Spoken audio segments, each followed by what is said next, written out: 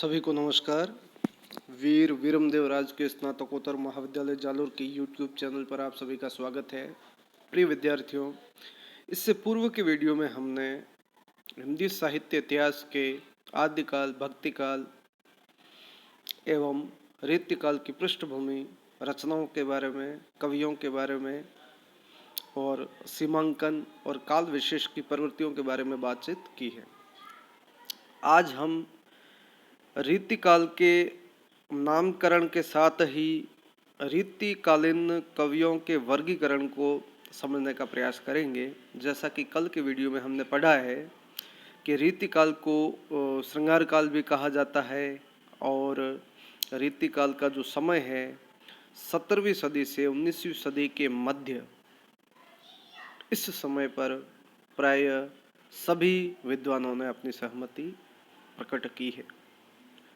हम बात करेंगे प्रवृत्तियों के आधार पर रीतिकालीन कवियों के वर्गीकरण का।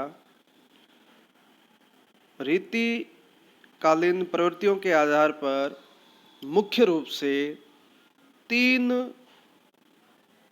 काव्य परंपरा या 3 प्रकार के कवि वर्गीकृत किए गए हैं, जो मुख्य रूप से रीतिबद्ध कवि, रीति सिद्ध कवि, रीति मुक्त कवि के नाम से जाने पहचाने जाते हैं। हम इन तीनों ही प्रकार की काव्य परंपरा और इन तीनों ही प्रकार के कवियों को समझने का प्रयास करेंगे। सबसे पहला जो प्रकार है वो है रीतिबद्ध कवि। आप स्क्रीन पर देख रहे हैं, रीति शब्द के साथ बद्ध, सिद्ध और मुक्त जोड़ा है।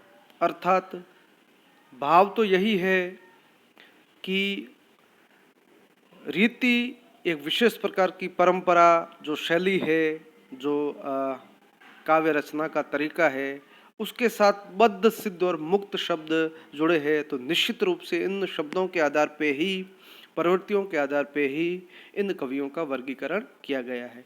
रीतिबद्ध शब्द को समझने से पहले सीधा सा जो अर्थ हमारे मन मस्तिष्क में आता है वो है रीति से बंधे हुए। अब रीति सिद्ध और रीति मुक्त, रीति मुक्त को भी समझा जा सकता है जो रीति से मुक्त हो, जो परंपरा से मुक्त हो। इन्हें स्वच्छंद परंपरा के कवि भी माना जाता है।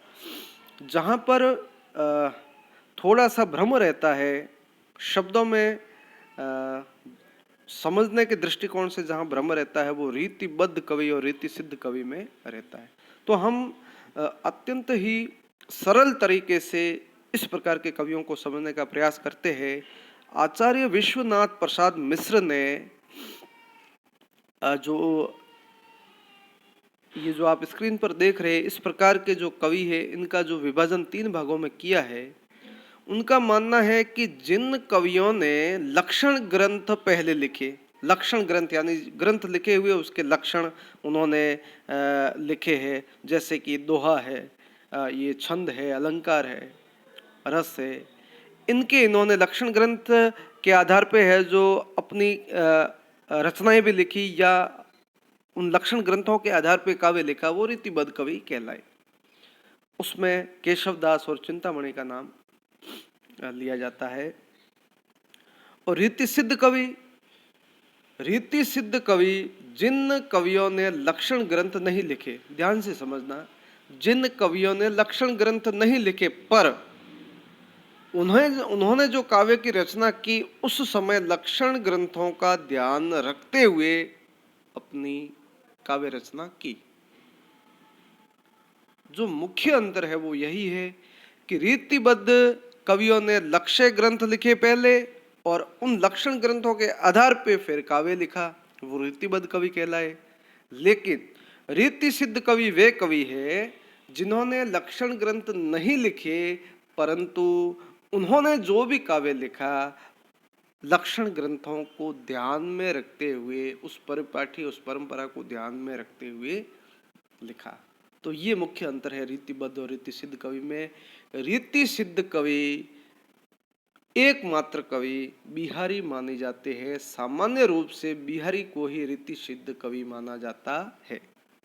अब है रीति मुक्त कवि। नाम से ही स्पष्ट है, जो रीति या परंपरा से मुक्त होकर के स्वच्छंद रूप से कविता लिखते रहे, जिन्होंने स्वतंत्र या रीति की परंपराओं से मुक्त होकर के कविता लिखी, वो कवि रीति मुक्त कवि कहलाए।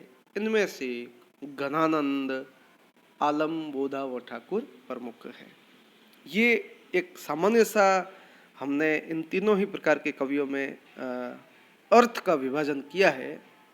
अब इन तीनों ही प्रकार के कवियों को थोड़ा और विस्तार से समझना चाहे तो डॉक्टर नगेंद्र रीतिबद्ध कवियों को परिभाषित करते हुए कहते हैं कि जिन कवियों ने स्वयं रीति ग्रंथों की रचना न करके काव्य सिद्धांतों के आधार पर काव्य की रचना की, वे रीतिबद्ध कवि है। लेकिन इसी परंपरा के कवियों को आचार्य विश्वनाथ प्रसाद मिश्र रीति सिद्ध कवि कहते हैं। डॉक्टर नगेंद्र रीतिबद्ध कवि जिन्हें मानते हैं उनमें बिहारी, कृष्ण कवि बेनी, नृपशंभु नेवाज अठीजी, राम सहाय दास, रसनिधि, पजनेश, द्विजदेव, कवि सेनापति आदि प्रमुख कवि माने जाते हैं डॉक्टर नगेंद्र के अनुसार रीतिबद्ध कवि। अब रीति मुक्त कवि, इस परंपरा के कवियों पर विद्वान लगभग प्राय सभी एक मत है। घनानंद, आलम, बोधा और ठाकुर को वे रीति मुक्त कवि मानते हैं।